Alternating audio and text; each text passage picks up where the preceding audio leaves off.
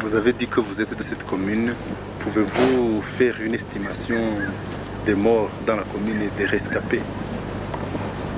Dans cette commune, ou plutôt dans cette sous-préfecture, à propos des statistiques, je ne saurais pas préciser, mais tout ce que je sais, c'est que c'est une population recensée d'après le recensement plus ou moins biaisé du système du régime déchu. On dénombrait à peu près 40 000 Tutsis dans cette sous-préfecture. Aujourd'hui, nous décomptons à peine une cinquantaine. Donc, on parlait des statistiques, l'ethnie Tutsi est exterminée à plus de 99% dans cette sous-préfecture. L'ethnie Tutsi est exterminée. Mais on dit quand même que les réfugiés qui étaient extérieurs, le FPR, composé en grande partie de réfugiés, a remporté la guerre et que c'est pratiquement le régime FPR qui gouverne le pays actuellement. Est-ce que vous pensez que ce FPR qui a été exterminé pourra vraiment avoir la force de gouverner ce pays où il n'y a plus de Tutsis? Vous avez dit que vous étiez de l'opposition du temps de la Deuxième République et que vous êtes sûr que l'opposition a remporté la victoire. Est-ce que ce n'est pas une victoire à la Pyrrhus ayant perdu autant de gens? Et revenant un peu sur un avis d'un politicien européen, même l'opposition qui a remporté la victoire serait incapable de gouverner parce qu'il est minoritaire. Qu'est-ce que vous en pensez? Merci de la question. Et je viens de m'exprimer quant à ce qui est du génocide dans la sous-préfecture, mais la question que vous me posez m'oblige à parler des statistiques, estimations bien sûr, au niveau national.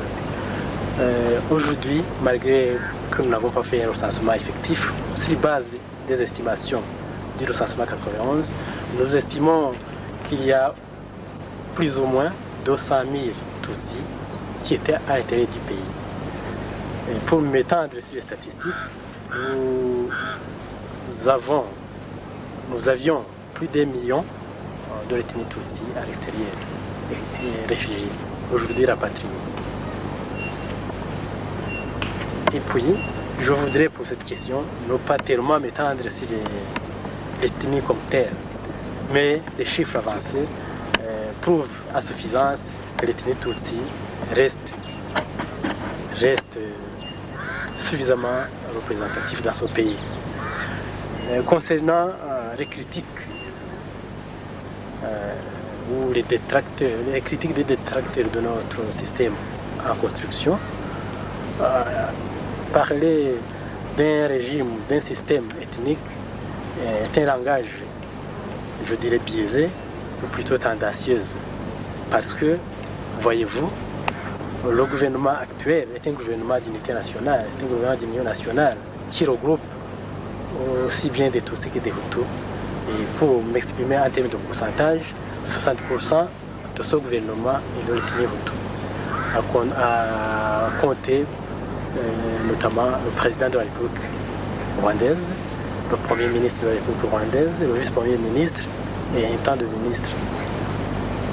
Donc, ce qui parle d'un gouvernement ou des institutions ethniques ou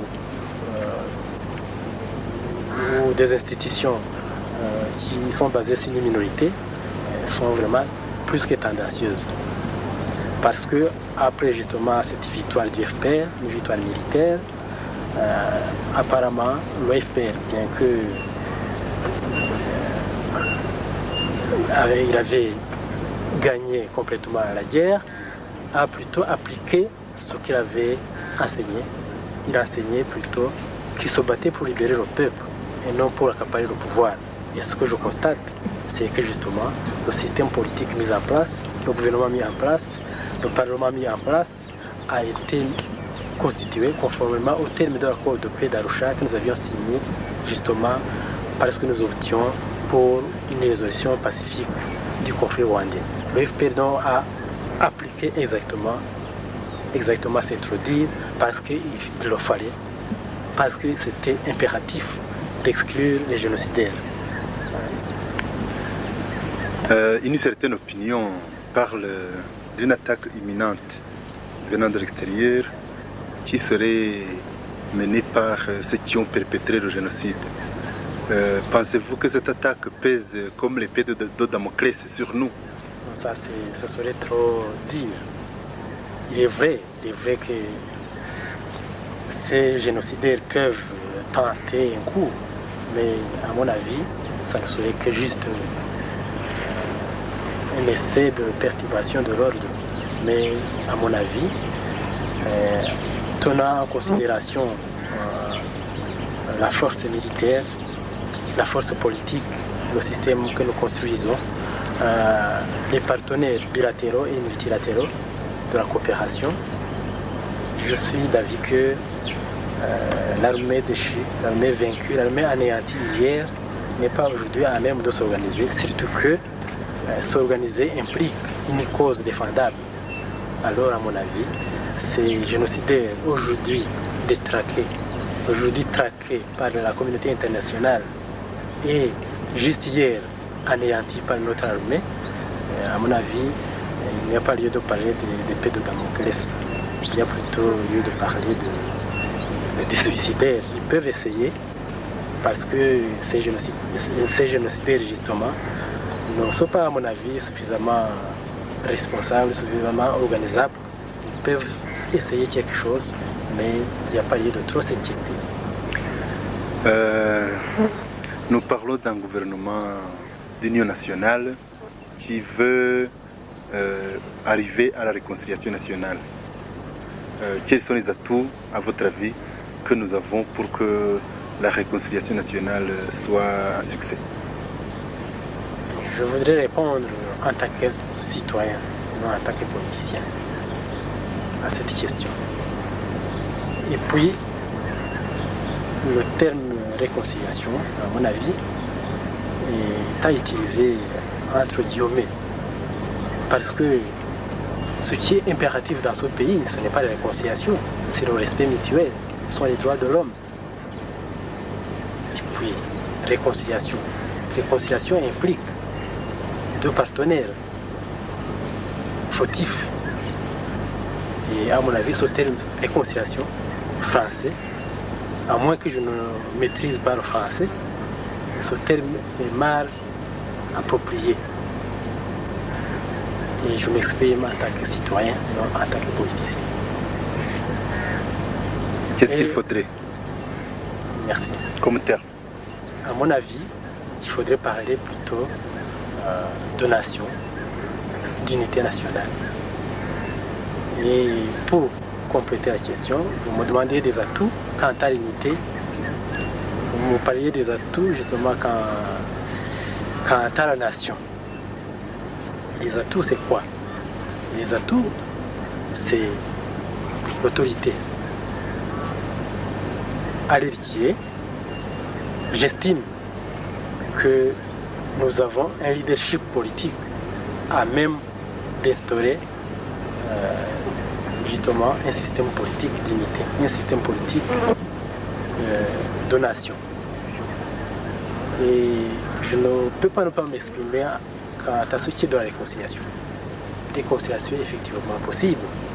La région Bunyabiri, actuellement à 99%, à 99,99% tout, peut me trouver ridicule en parlant de réconciliation.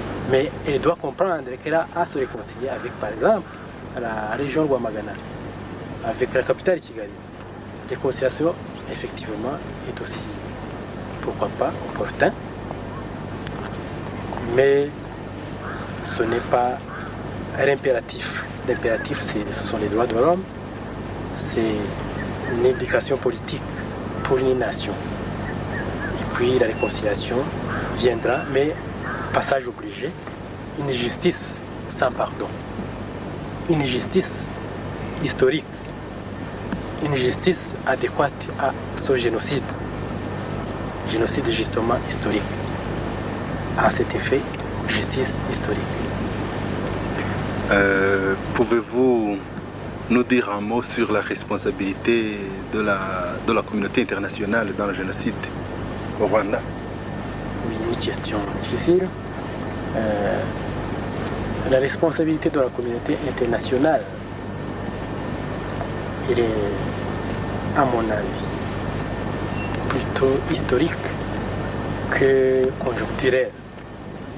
Parce que ce génocide est le résultat de toute une culture native de cette région, éduqué dans son pays. J'ose déclarer que ce génocide est le résultat de toute une culture. La responsabilité de la communauté internationale, à mon avis, devrait se placer dans un contexte historique. Et historique pour dire que, si je citais une référence, nous devrons considérer la colonisation en Afrique, la colonisation au Rwanda. Parce que c'est à ce moment que commença l'idéologie ethnique, l'idéologie sectaire. Laquelle idéologie a abouti vers les années, pourquoi pas, 50, 60, sur une idéologie déjà génocidaire, lorsque sont fondés des partis ethniques, comme on parlait tantôt. La responsabilité internationale, à mon avis, devrait se placer du temps de la colonisation. Mais évidemment, conjoncturellement, vers les années 90-94, il faut essayer aussi de déceler la responsabilité de la communauté internationale, dans la mesure où, à mon avis, la communauté internationale, tout puissante qu'elle était, s'était investie pour stopper ce génocide. Elle avait mobilisé des moyens, un minimum de moyens à sa disposition. J'estime qu'il y avait lieu de sauver, pourquoi pas, 60, 70%, 80% de cette ethnie Tutsi à l'intérieur du pays. Et des pays voisins. Et à ce niveau, effectivement, il y a lieu de déceler, de taxer la communauté internationale, d'avoir manqué à ses responsabilités devant un génocide, devant un crime contre l'humanité. Mais le fond de l'affaire, le fond de la responsabilité se place au niveau historique. Dans la mesure où c'est avec la colonisation, c'est avec les colons, pourquoi? C'est avec les colons que l'idéologie ethnique a commencé. C'est avec les colons qui étaient déterminés, non pas à les objectifs de ces colons vers les années justement de la colonisation, ce n'était pas justement d'enseigner l'ethnisme, c'était plutôt des objectifs de dominer. Pour dominer, ils ont opté pour une idéologie dont ils ne maîtrisaient pas les tenants et aboutissants. Je veux dire que ces colonisateurs n'étaient pas déterminés, à mon avis, à orienter la population rwandaise vers le génocide. Il avait plutôt, ce colonisateur, il avait d'autres objectifs. Il avait des ambitions de dominer, il avait des ambitions de coloniser, et il a passé par l'ethnisme sans savoir que cet ethnisme allait basculer vers le génocide.